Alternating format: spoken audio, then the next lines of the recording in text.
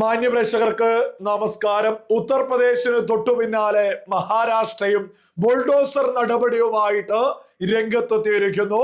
നമുക്കറിയാം, നാഗ്പൂരില് വലിയ കലാപം നടന്നിട്ടുണ്ടായിരുന്നു.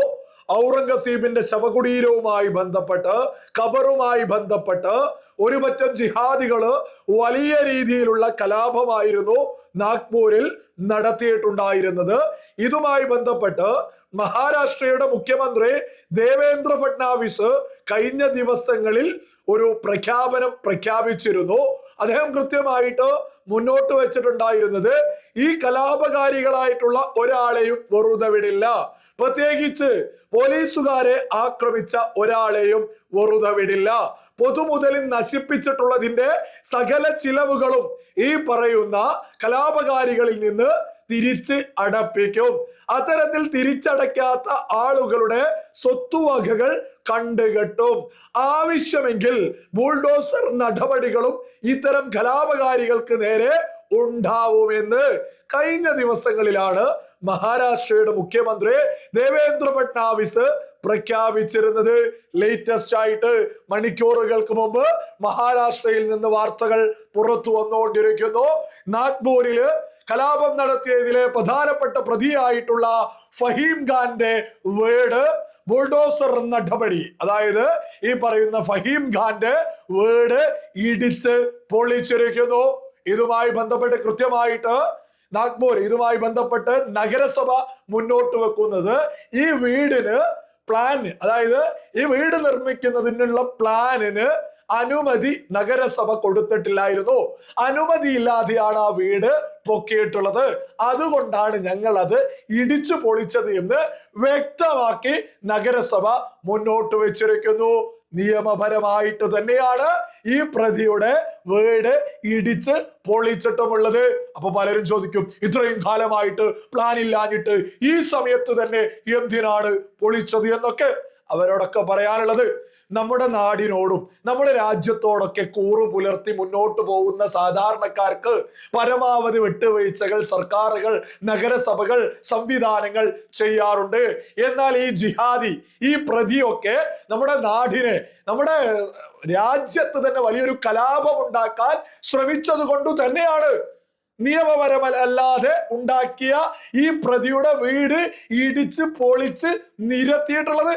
അതൊക്കെ തന്നെ സകല ആളുകളും തിരിച്ചറിയുക. നമ്മുടെ രാജ്യത്തോടാവണം കൂറ്, അല്ലാതെ ഒരിക്കലും മറ്റുള്ളതിനോട് ആവരുത് എന്നുള്ളത് സകലരും തിരിച്ചറിയുക.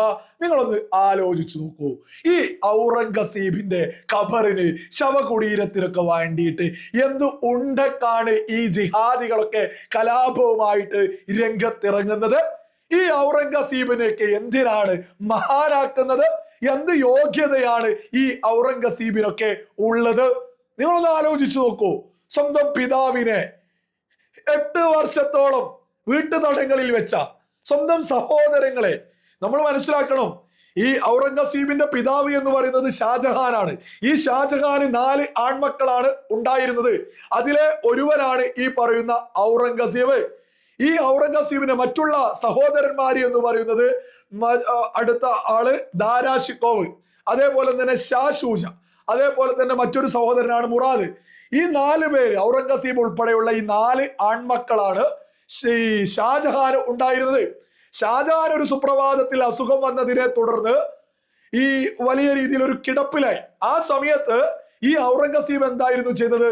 മുറാദ് എന്ന തന്റെ മറ്റൊരു സഹോദരനെ ഒപ്പം കൂട്ടുക, എന്നിട്ട് പറയാണ്, മറ്റു 2 സഹോദരങ്ങളെയും നമുക്ക് പരാജയപ്പെടുത്താം, എന്നിട്ട് നമുക്ക് 2 പേർക്കും കൂടെ മുഗൾ സാമ്രാജ്യം മുന്നോട്ട് കൊണ്ടുപോവാം. അതിനനുസരിച്ച് മുറാദും ഔറംഗസീബും കൂടെ ഒരുമിച്ച് നിന്നിട്ട് തന്റെ മറ്റു 2 സഹോദരങ്ങളെ ഇല്ലാതാക്കാൻ ശ്രമിക്കുന്നു.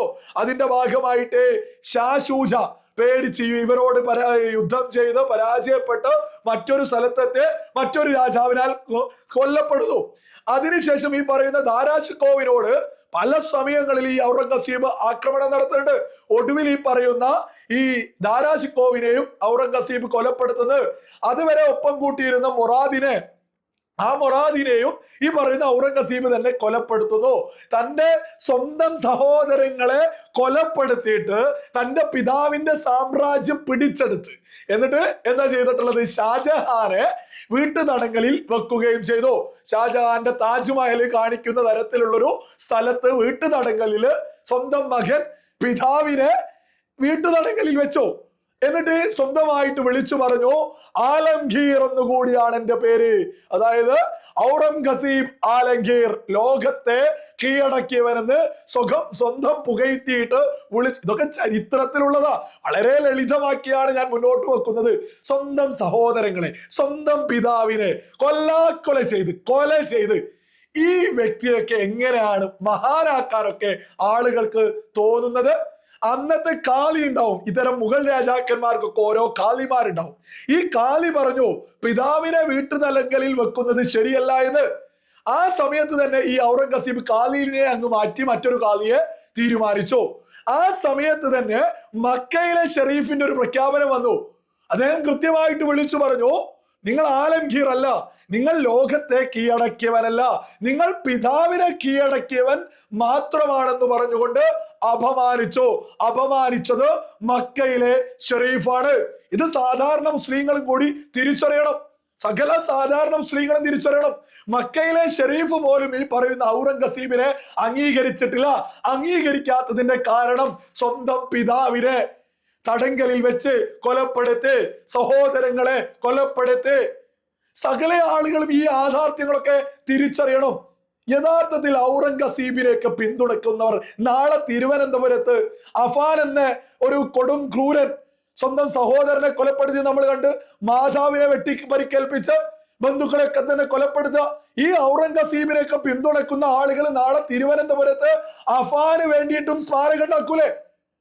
എത്ര ക്രൂരതയാണ്! ഈ ഔറംഗസീബിനൊക്കെ എന്തിനാണ് ആളുകൾ മഹാനാക്കാൻ ശ്രമിക്കുന്നത്? എന്ത് നന്മ ചെയ്തു എന്ന് പറഞ്ഞാലും സ്വന്തം പിതാവിനെ, സ്വന്തം സഹോദരങ്ങളെ കൊല ചെയ്ത ഒരാൾ എങ്ങനെയാണ് മഹാനാവുക? അത് മാത്രമാണോ? ഇത് കുടുംബത്തിൽ നടന്ന പ്രശ്നം മാത്രം അല്ലാതെ ഒരുപാട് ക്ഷേത്രങ്ങൾ കൊള്ളയടിച്ച് സകല സ്വത്തുക്കളും ക്ഷേത്രങ്ങളൊക്കെ സകലതും തരിപ്പണമാക്കി ഒരുപാട് ആളുകൾക്ക് നേരെ ക്രൂരത ചെയ്ത് കൊല ചെയ്ത് ഇത്തരത്തിലുള്ള ഒരു ഔറംഗസീബിനെയൊക്കെ എന്തിനാണ് ഇവിടെ ഒരുപാട് ആളുകൾ മഹാനാക്കാനൊക്കെ ചിത്രീകരിക്കുന്നത്? ഈ പറയുന്ന ഔറംഗസീബിനെ കബറ് പോയിട്ട് ഒരു ഓർമ്മകൾ പോലും നമ്മുടെ രാജ്യത്ത് ഉണ്ടാവരുത് എന്നല്ലേ ബോധമുള്ള ആളുകൾ ചിന്തിക്കേണ്ടത്? ഇനി ഔറംഗസീബിനെയൊക്കെ ആര് പിന്തുണച്ചാലും, അവർക്ക് ആരുടെ പിതാവിനെ കൊന്നാലും സഹോദരങ്ങളെ കൊന്നാലും പ്രശ്നമില്ലാത്ത ആളുകൾക്ക് ഈ ഔറംഗസീബിനെയൊക്കെ പിന്തുണയ്ക്കാൻ സാധിക്കോ? തിരുവനന്തപുരത്ത് നിന്ന് ഒരു വാർത്ത, അല്ലെങ്കിൽ കൈതപ്പോയിൽ ഒരു മാതാവിനെ വെട്ടിക്കൊലപ്പെടുത്തി, അല്ലെങ്കിൽ മാതാപിതാക്കളെ, അമ്മയെ, ഇത്തരം കൊലപാതകങ്ങളൊക്കെ നടത്തുമ്പോൾ അമ്മോ എന്ന് ചെല്ലുന്ന, അല്ലെങ്കിൽ ഭയത്തോടുകൂടി വാർത്ത കാണുന്ന ആളുകൾക്ക് എങ്ങനെയാണ് ഔറംഗസീബ് എന്ന ആ വ്യക്തിയെയൊക്കെ മഹാനൊക്കെ ആക്കാൻ തോന്നുക? എനിക്ക് തീരെ മനസ്സിലാവുന്നില്ല. ഔറംഗസീബ് ഒന്നും ഒരിക്കലും ഒരു മഹാനുമല്ല. ഔറംഗസീബ് ഒക്കെ സ്വന്തം സഹോദരങ്ങളെ കൊന്ന വ്യക്തിയാ. സ്വന്തം പിതാവിനെ 8 വർഷത്തോളം തടവിലാക്കിയിട്ടുള്ള ഒരു വ്യക്തിയാ.